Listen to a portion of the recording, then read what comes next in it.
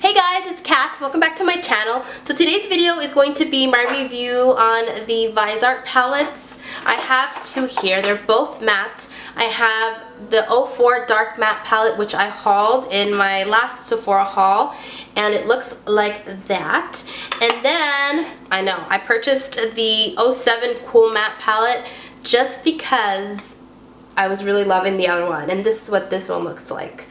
So I have used both of these palettes for some time now. I want to say a couple of weeks now, more than the warm matte palette, the dark palette, the dark matte palette than the cool matte palette. Now that I've tried them and I've purchased, and tried them, I just wanted to bring you my honest opinion here. So let's get started. So I'll start off by telling you that I am wearing the dark matte palette on my eyes today. I'll zoom in so that you can see what I did.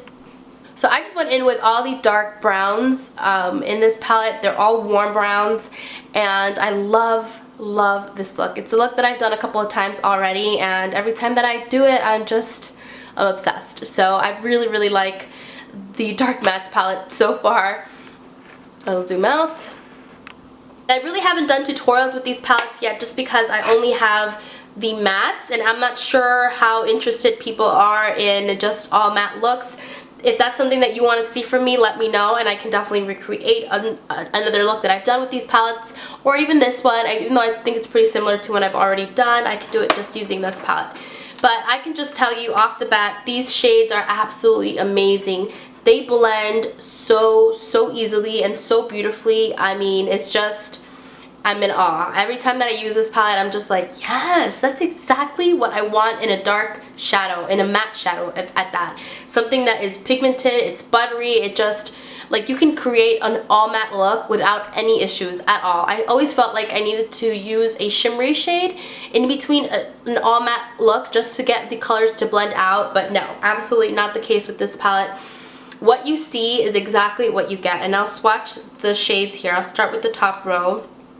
And that is the top row. It's probably my favorite, no, not even probably, it is my favorite row just because it's so, those browns just get me. They just speak to my soul. I can't help it. So that is the top row. Beautiful, beautiful, beautiful. I love that it has these pops of color in this palette. I just think it's genius, because you can just throw them in a look, and every time I play around like that, I really end up liking my look. So yeah, and the plums, oh my god, don't even get me started. Just gorgeous. That is the second row, and that's exactly what you get on your eyes when you apply them. So you have to be very careful because, girl, you can go crazy really fast.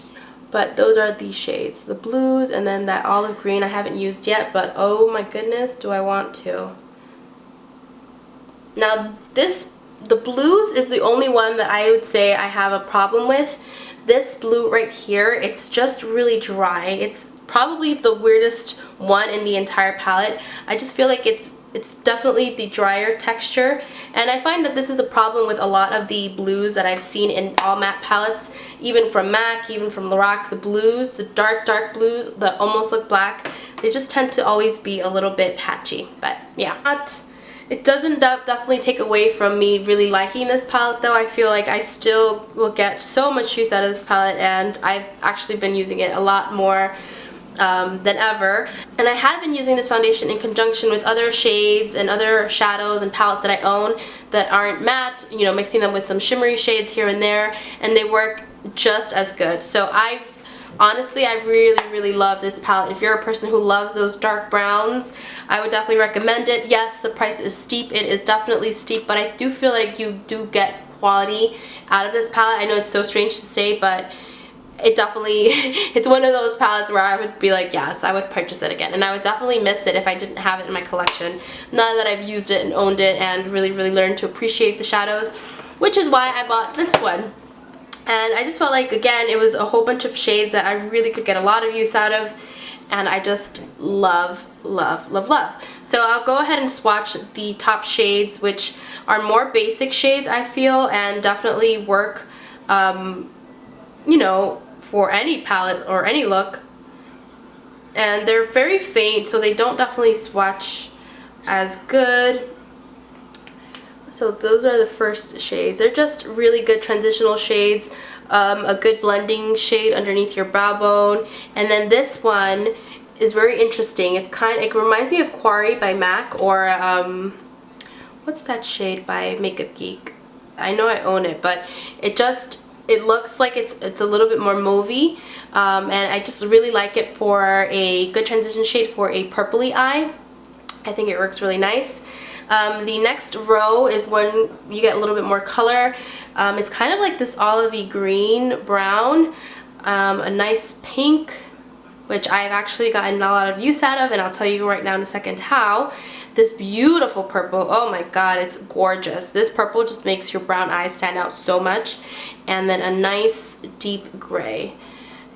So I've been using this pink as like a shade. After I've done my purpley smoky eye, I use that pink and I just go over to blend, and it just creates a really beautiful aura over it, like over all the darkness. I wish I had a picture. If I have a picture, I'll post it and insert it in this video, but just beautiful. Really, really beautiful. Those are the shades right there. And again, that pink is really light, but I'm telling you, when you put it on your eye, it shows up, and it shows up pretty intense. So you have to be very careful again with these shades because they are loud. Even though they don't look like they are, they really are. Okay, last row.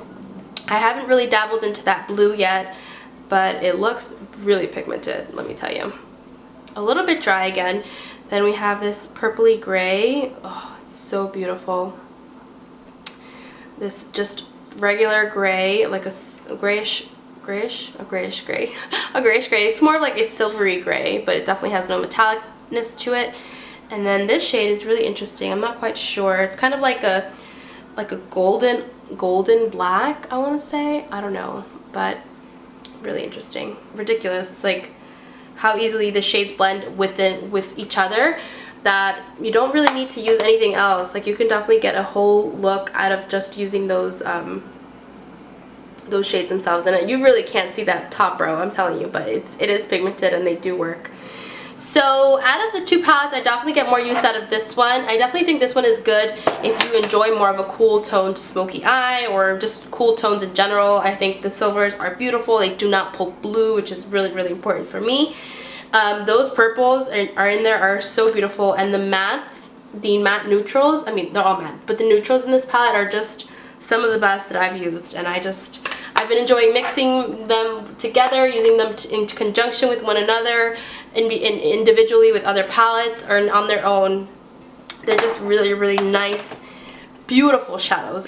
There's a uniqueness to the formula where it's not too dry, but it's not too sticky where you can't really blend out the color, if you know what I mean. Like they just perform so well, and it's definitely something to think about. If you are a beginner, you might not want to go straight to these, just because they're definitely more pigmented, and I would recommend these for somebody who has a little bit more experience in blending and putting on shadows. I wouldn't recommend them for a beginner just because they are so pigmented, I'm telling you, and they're just, you'll be overwhelmed really quickly, especially with these because they're definitely more pigmented. The shades I feel are a little bit more intense. They do have a basic one which I've avoided buying just because I feel like I have those shades multiple times over in my collection, but I don't know guys, I'm like, I don't know, the next time there's a sale I might just pick it up just because I think the formula is so great, so I don't know.